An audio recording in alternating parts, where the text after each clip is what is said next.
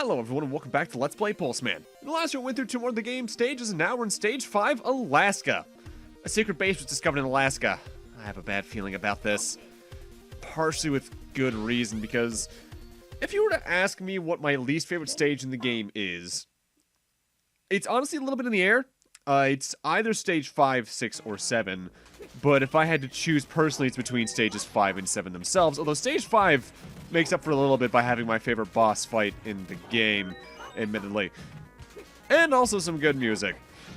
Now, the thing is about slopes in this game is that they are a little awkward to platform on, because moving up them, even until you gain some momentum while running, you're not going to be going too fast.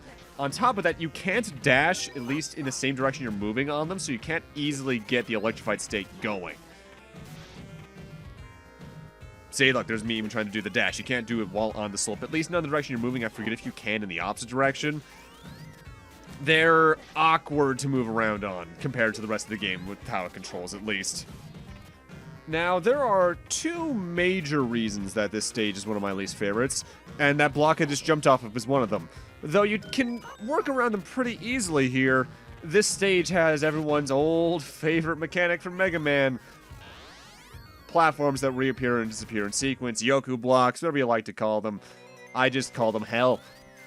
We also technically have a bit of an ice level here, but you don't really have ice physics unless you're on certain platforms, and even then it's relatively hard to notice because Pulseman has a bit of momentum anyway, so it's more just an extension of the game's control itself, I feel. That said, this is probably one of my favorite backgrounds in the game. I don't know why, I just like that gradient. Plus, it helps that it's not overly flashy like all the other ones are. Though, I should note, the backgrounds in this game are flashy, and I should probably mention again, even though I probably put text at the start of the video. If you are photosensitive, don't watch or play. It's hell. A lot of the backgrounds in this game are flashy, but unless you're heavily photosensitive or looking out for them, there are very few I'd say are outright distracting unless you're watching the game in footage, so to speak. Like when you're playing, you're focused on Pulseman, so you'll notice what's directly around him, but you won't notice the backgrounds as much, I feel. Usually. With that said, another reason this is one of my least favorite stages is this whole section. We have a maze to get through. We have about, I think, 5 to 7 rooms here that you can get through in at least 2 different ways per room. And you have to figure out the exit just by going through the rooms over and over again until you eventually get out of them. There's only, I'd say, 2 exits per room, and sometimes take a little bit of thinking about, okay, maybe I can get above the stage here, or do something like this here or there, or go these other routes to find them. The big annoyance is when you're just looping back through the same rooms over and over, and you're just like, where is this last room I'm looking for? I'm not a big fan of mazes like this in platformers, period, but I'm not surprised this game has one, just given that they're trying to have every stage have some sort of unique thing going for it, and this is a unique thing going for it. It's just unfortunate that it is what it is. I'm trying to think, though, what is my least favorite maze level I've ever done in a platformer? That one stage from Quackshot is up there, but that's more so because I don't like that tiger boss fight.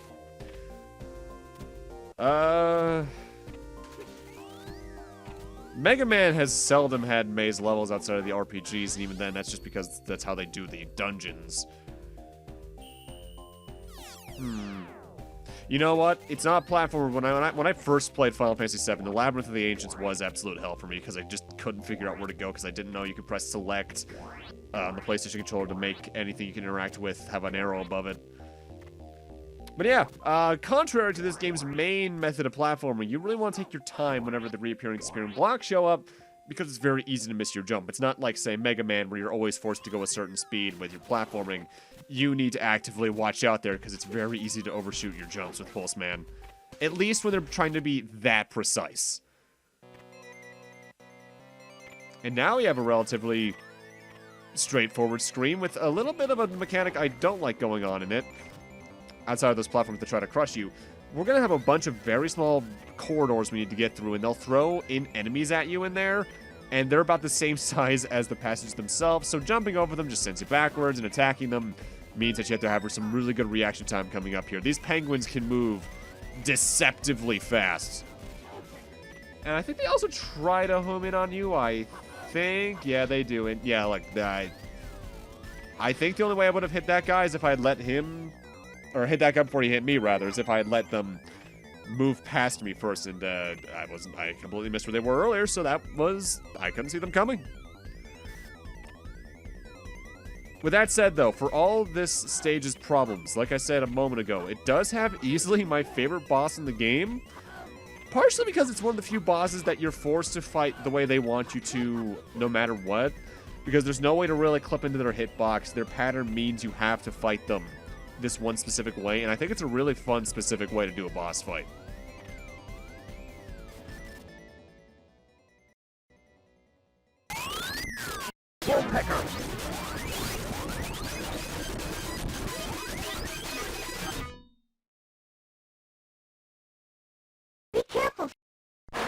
Stole my damn move. This is Vale. He's the only other character that actually has a manual bio.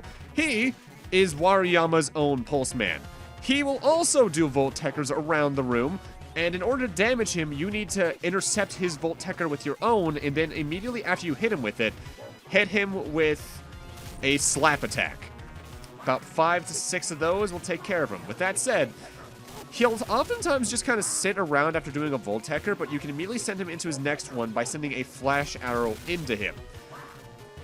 You'll know you did damage to him after you hit him with his Volt Techer, when he makes a little whop sound effect. That's his actual HP being lost. But yeah, I like rival fights like this when they're done well, and I honestly feel this is a really well done one. With that said, I wish he showed up in other stages, but no, he's only here. Because doing the rival character, like a base tier Mega Man, is always an interesting move to me, especially when they're so similar in an ability set. So the fact that we only get this guy though once is a little disappointing. And that's it.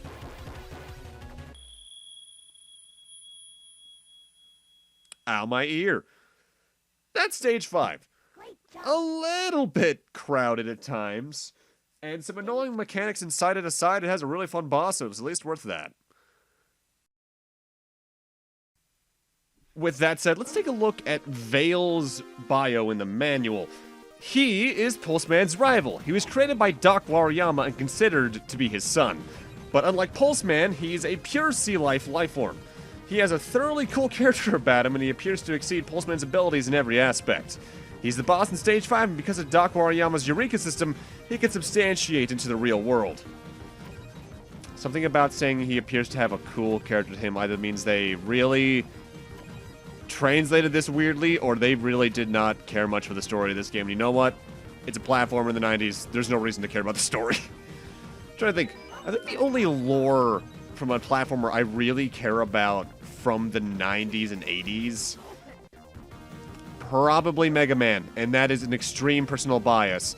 Technically Metroid, but Metroid's lore wasn't very minor in scale until the GameCube era. Galaxy Gang is building a submarine on the ocean floor. Will you be okay, Pulsey? Well, let's find out in Stage 6 in Australia. Now, theoretically, this should be my least favorite stage, because the water from Stage 4 is a very major element here. In fact, I'd say it's more of an element here than it was in Stage 4. But because it's a mechanic I can work around with and is always visible in a way that I can plan around it, I honestly find the water to be a lot easier to deal with than things like the disappearing and disappearing blocks or the maze. It's that whole thing with, I guess in a similar vein at least, to certain RPGs, where sometimes the dungeons you remember the most are the ones that impose some form of limitation on you. For instance, the Magnetic Cavern from Final Fantasy IV, where you can't use metallic equipment. Because those make you have to go around things in a way you normally probably wouldn't, and because of that they end up being memorable. With that said, Stage 6 is the second longest stage in the game, shorter only than the final stage, Stage 7. And because of that, we end up covering a good bit of ground here in terms of mechanics, but we do have one of my least favorite screens in the game right here. Slow floating downwards along vertical shaft. It doesn't start too bad, but later on they start placing a lot of spike hazards in ways that you can't see them unless you're already about to fall into them anyway. I don't like this. If in a weird way, this is where games could oddly learn from Mega Man on Game Gear, in that if you could just move the camera on old 2D games like this by holding the jump button, it'd be a lot easier to play some of them. Of all things for that game to do, the smartest thing being that is still shocking to me, given everything else that Mega Man Game Gear does is, well, wholly unoriginal, more or less.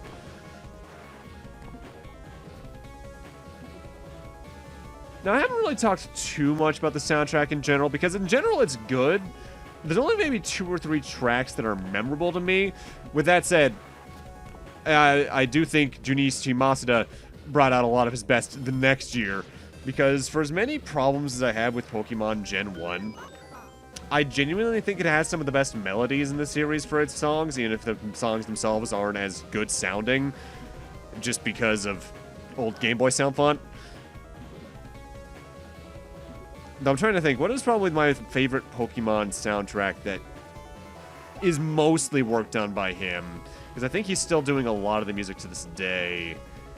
I liked a lot about Sword and Shield soundtrack, but my favorite song in that was only played once, and that's during the legendary Pokemon encounter. You know what? It's probably Gen 5, and I'm not even sure if he worked on that one soundtrack, because I've played every Pokemon game, but I'll be honest, I'm not too familiar with, like, development behind-the-scenes stuff unless I'm actively researching it. Just because I'm more focused on playing the game at that point. Also, this is my favorite background in the game. I just love all these fish. It's so silly. But we do have more or less a side-scroller here, and because of that, this stage can take a while. You can somewhat speed through it by using the dash and the Voltecker effectively, but you need to know where the platforms are going to be ahead of time to do that, so that's something that you can only really do on a second run of this stage. Which, admittedly, is the problem with an ability set like Pulseman. If you're overly reckless with it, you'll just find yourself probably falling in a lot of bottomless pits where they are. And admittedly, this game doesn't have bottomless pits too often. There's usually at least one in every stage, yeah, but they're usually easy to get around just thanks to his momentum and ability set otherwise. But it also presents that same problem of, if you don't know what's there and you're using the ability that's going to send you into it, you're just screwed.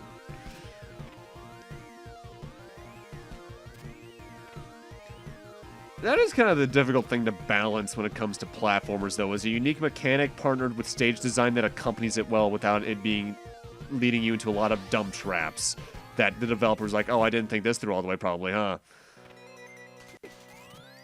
Oh, I hate this background. This is honestly one of my least favorite screens in the game, partially just for this. But also, this is where the game, more so the latter half of the game in general, the stages start to get a little more cramped, which is both a good and bad thing. It's good because it means you can keep your Volteckers going for longer because there's more to bounce off of. However, at the same time, it also means in the case there's enemies like these slime balls that were also in Stage 4 that can interrupt your Volteckers it's a lot of awkward maneuvering around. And in the case you can't get Volteckers going much anyway, it's just a lot of just awkward platforming. Doesn't help that you can go into a little divot between the orbs, and that just doesn't look right at all. Now, something I'm kind of impressed by in this game is the slowdown. Because while it is, I'd say more or less in every stage, it's never for too long. And it's usually only when things get super flashy like this background that you really tend to super notice it. And I find that impressive because for several factors, namely A, the size of the sprites in this game in general and their relative fidelity. But also, just given the amount of effects you can have going on with the Voltecker, I'm surprised there's not more, if that makes sense. Like, yeah, the Genesis could process a good bit, not as much as the Super Nintendo in some regards. There's the reason that whole blast process thing is a thing, although that was mostly in comparison to the NES, not the Super Nintendo. But there are times like this in the Sonic trilogy where it's like, you know, they really could get a lot going on at once if they wanted to. It's just a matter of optimization. And this game is relatively well optimized. Relatively. I kind of wonder if they decided to ever remake this for some reason. If they tone down a lot of this stuff, but also expand on some mechanics and ideas. Oh man, this is my least favorite screen in the game visually. I hate the way these walls flash. Oh, that does not do good for my eyes, and I'm not even photosensitive. That is is kind of the thing, somewhat disappointing thing about Game Freak to me, partially just because they become the Pokemon machine that they are. And there's not a problem with that inherently, but when you get the rare, unique thing from them that's not Pokemon, like Little Town Hero or, what was it, Tembo the something elephant, it just kind of ends up being middling because most of their staff is probably working on something Pokemon related at the time. I genuinely want Game Freak to do something completely original between Pokemon games without anyone being siphoned off into another team to do work on another Pokemon game or things like that.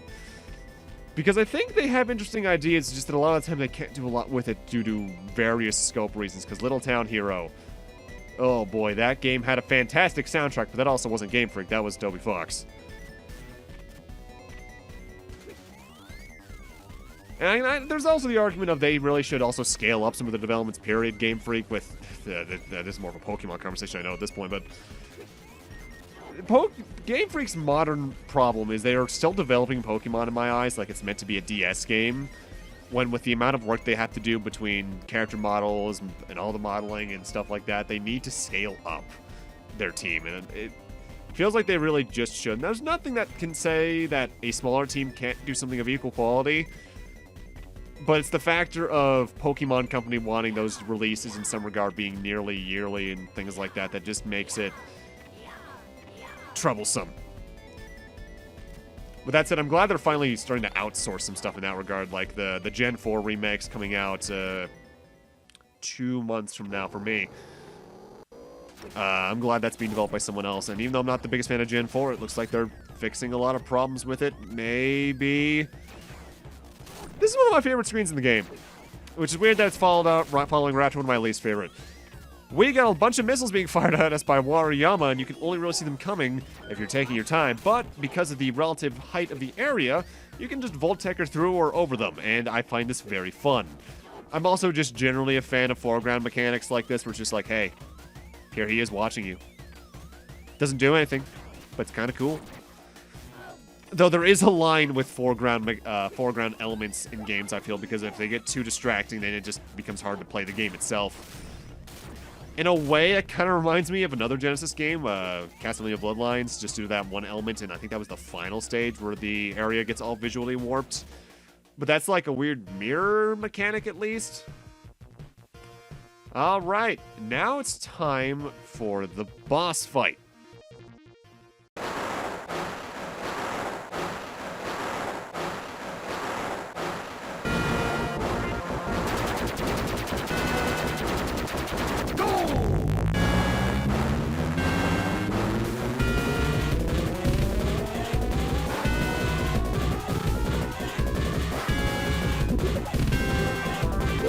I do oddly appreciate that intro cutscene.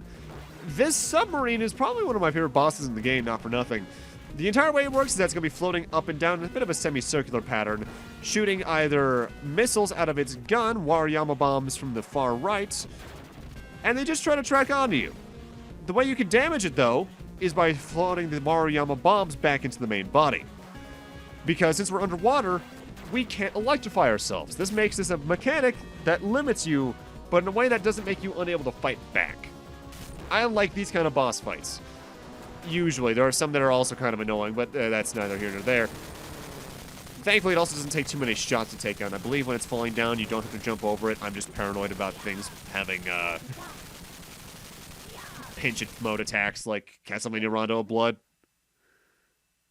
And that's stage 6. Only one stage remains, and thus that means it's also time for our final bonus game.